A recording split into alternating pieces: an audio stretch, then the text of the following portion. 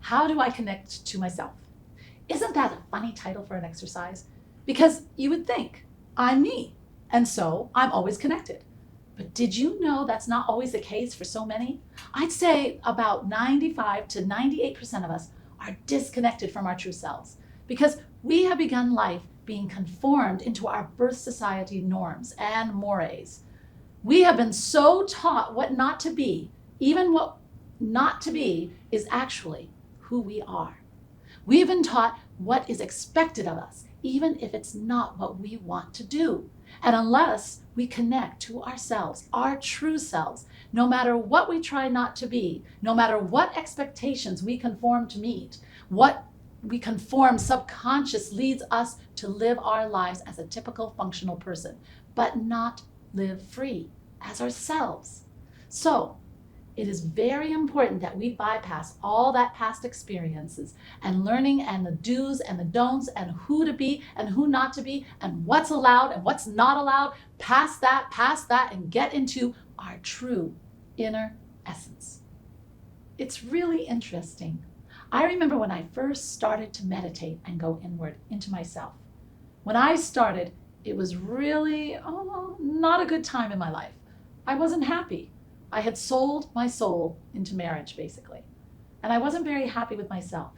And so when I went down inside to find my inner self, at first, it was black.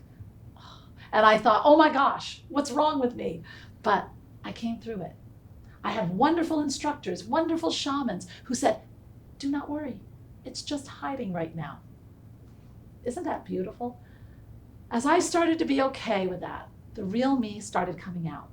There's this wonderful meditation that you can do that you actually go into your own secret garden.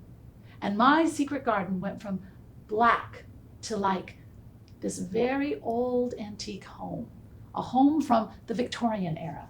And it would have this room that was usually slate with all these plants and water features. Well, mine was like that, but it was old and decrepit. That's my psychology playing with me, but that's okay. I was very comfortable there for a little while.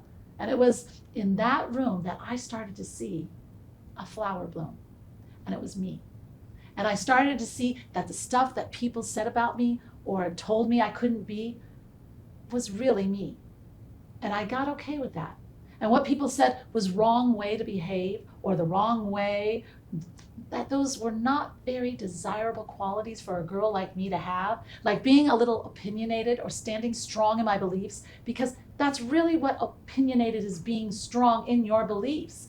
So many leadership qualities that I had put into the darkness all of a sudden came forth with their inner gifts. This little secret garden inside of me brought me forth, birthed me or bloomed me into really knowing the incredible person I truly am. This is what I want for you. I want for you a practice, a simple entryway that you can say, I know how to connect with me. So, what does that do when I come back into the world and live?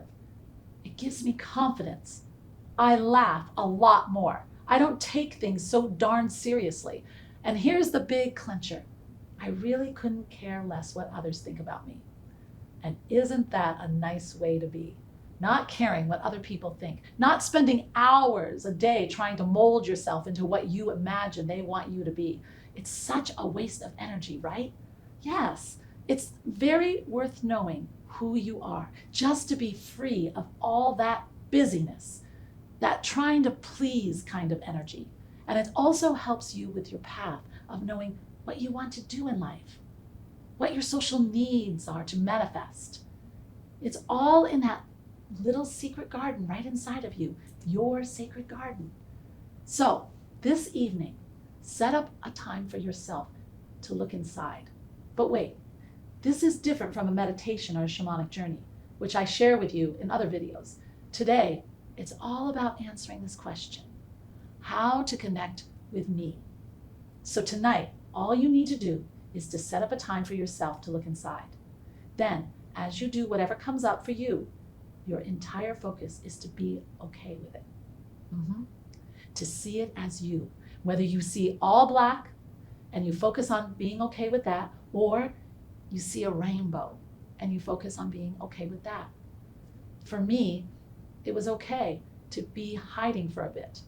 For you, if you find it all black, it might be that. It's okay to be still and be quiet and nothing for a moment. You can revel in being nothing to no one for a while. Gosh, doesn't that really sound good? I might do it just that much tonight.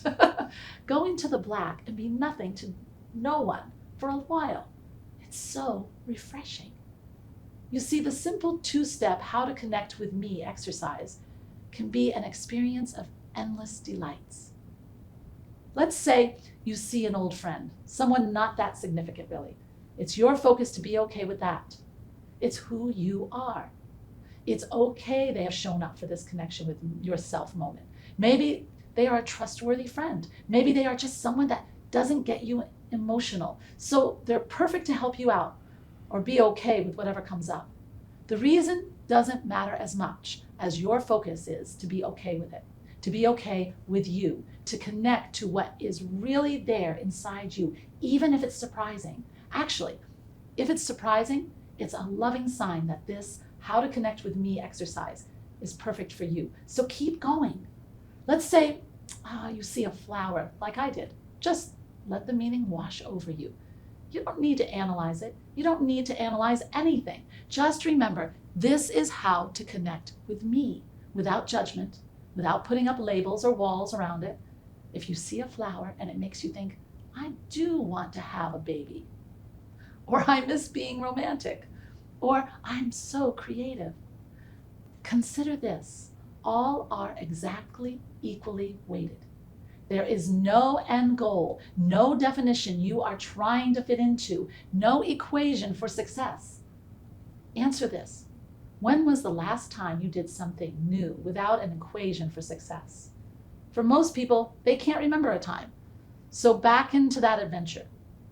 Doing something new without any struggle for a certain outcome, well, it's delicious.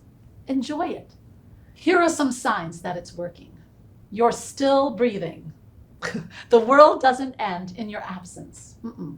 No one bursts in and says, how dare you take some time? No. You laugh a bit more the next day.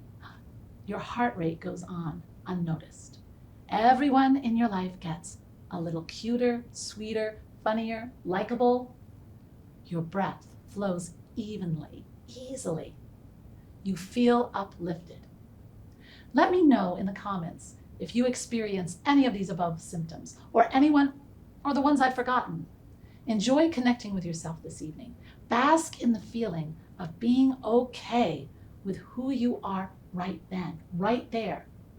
I give these talks every Tuesday and Thursday, so I look forward to our next one. Until then, remember, love is spirit, and spirit is love.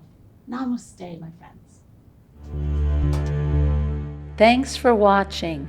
Don't miss out on a single thing. Subscribe below. And here's something else I think you'll enjoy. Namaste.